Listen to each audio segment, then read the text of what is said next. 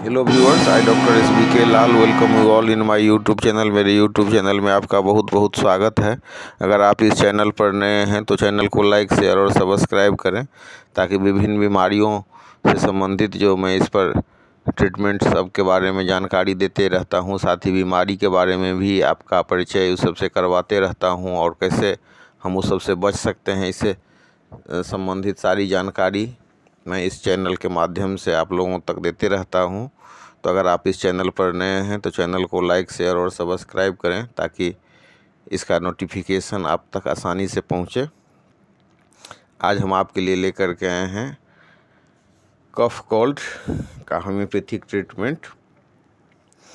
हम देखते हैं कि ये जो कफ और कोल्ड होता है, ये बेसिकली एक वायरल डिजीज़ है और राइनो वायरस के चलते होता है।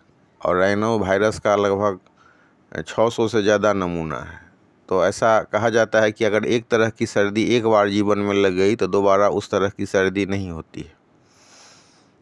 उसके बाद फिर शरीर का जो इम्यूनिटी सिस्टम है वो परिचित हो जाता है उस तरह के वायरस से, और एक इम्यूनिटी सिस्टम डेवलप हो जाता है। तो उस तरह के जो वायरस हैं उसको वो मार देता है या उसको पनपने नहीं देता है, और इस तरह हमारा शरीर एक तरह के सर्दी के बाद फिर दोबारा उस तरह के सर्दी से पीड़ित नहीं होता है।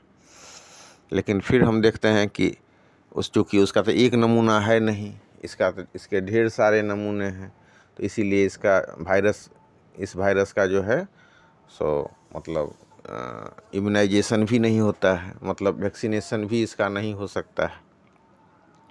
एक दूसरे तरह की भी सर्दी होती है, वो है एलर्जिक राइनाइटिस।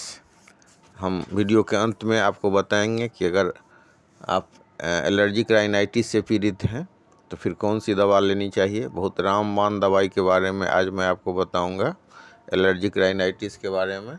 लेकिन उससे पहले जो हमारा बेसिक है कुछ कफ एंड कोल्ड के बारे में, सामान्य तरह की जो सर्दी जुकाम लग जाती है उसके बारे में।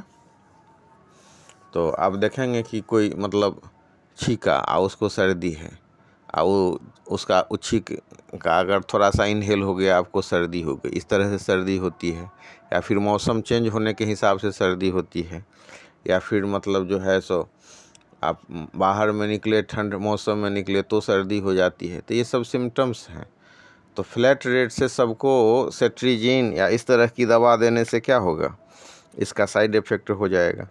हम एलोपैथी में देखते हैं कि फ्लैट रेट से सबको सेट्रिजिन, तो फिर जो हिस्टामिन टाइप की जो दवा है, एलर्जी रोधक दवा है, वो सब दे दिया जाता है। कभी ब्रूफेन, तो कभी इब्यूजेसिक, तो कभी फ्लेक्सॉन, सर दर्द, इस सब के लिए। तो कई बार इससे केस और भी ख़राब हो जाता है। कई बार इसके चलते टॉन्सिल, सिर में भारीपन, सर दर्द, सूखी खांसी, अत्यधिक प्यास, ये सब लक्षण सब डेवलप हो जाता है। अब एक सज्जन हैं, उनको सर्दी लग गई। अब गए डॉक्टर से दिखाने के लिए, तो डॉक्टर ने खूब तागड़ा एंटीबायोटिक ठोक दिया। अब एंटीबायोटिक लेने के बाद तो सर्दी उनका जो 1-2 दिन में लगभग पूरा एकदम ये हुआ, लेकिन माथा पर लगता था कि कितना भारी है। तो मैंने उनको नक्स भूमिका 200 पावर में एक खुराक दे दिया। देते ही 5 मिनट के बाद वो कहने लगे, ऐसा लग रहा है मानो बादल छट रहा है।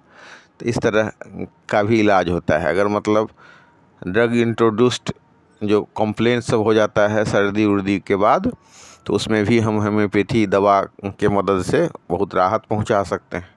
तो सबसे पहले जो कुछ टॉप दवा है होम्योपैथी में सर्दी के लिए, उसके बारे में चर्चा कर लेते हैं। सबसे टॉप में आता है एकोनाइट।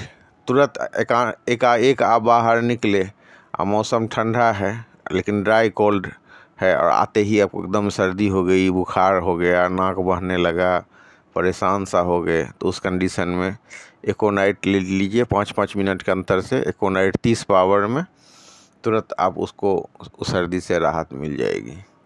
अच्छा, उसके बाद आप देखेंगे कि एकोनाइट की तरह तुरंत सर्दी नहीं लगी, लेकिन सर्दी लग गई 1-2 घंटा ठंडा मौसम में रहने से, या मतलब फ्लू टाइप की सर्दी लग गई, तो उस केस में फेरम फॉस अगर आप 200 पावर में सुबह शाम लेते हैं तो सर्दी भी ठीक हो जाएगी। फिर अगला आता है कि बेलाडोना का, कि ड्राई टाइप का है, सर भारी हो गया, माथा अगर आप सर मुड़वाए हुए हैं या माथा खुला रह गया, उसके बाद से सर्दी का सिम्टम्स डेवलप हो गया, सर दर्द होने लगा, तो बेलाडोना 200 पावर में एक खुराक ले लेने से, या तकलीफ़ ज़्यादा है तो 5-5 मिनट के अंतर से 2 खुराक लेने से बहुत ही अधिक फ़ायदा होता है। इसके अलावा जब ये समझ में नहीं आए और समय थोड़ा बीत गया हो, देह हाथ में दर्द हो, परेशानी हो, फिब्रिस कंडीशन हो, फीवर टाइप का हो, तो उस कंडीशन में तब जब एकोनाइट का और फेरम फाउस का और बेलाडोना का स्टेप बदल जाए, तो फिर हम उस केस में आर्सेनिक 30 पावर में, और आधा घंटा के बाद रस्टक्स 30 पावर में, फिर आधा घंटा के बाद जेल्सीमियम 30 पावर में, ऐसे करके देते रहते हैं, अदल बदल करके आधा आधा घंटा के अंतराल से, और ये बहुत ही अधिक फ़ायदा पहुंचाता है। इसके अलावा एक मेडिसिन है बायो कॉम्बिनेशन नंबर 5। तो सर्दी के मामले में हम देखेंगे कि अगर समझ में नहीं आ रहा हो, डायग्नोसिस नहीं हो पा रहा हो सही से, तो हम लोग बायो 5 दे देते हैं। फिर कुछ पुरानी सर्दी हो गई, अब खांसी हो रहा है, तो फिर बायो 5 नहीं दे करके बायो 6 देते हैं। ये बहुत ही प्रभावशाली औषधि है। और इसके बाद अगर मतलब एलर्जिक टाइप की सर्दी है, एलर्जिक राइनाइटिस टाइप की सर्दी है, तो उसके लिए 2 दवा बहुत ही प्रभावशाली है।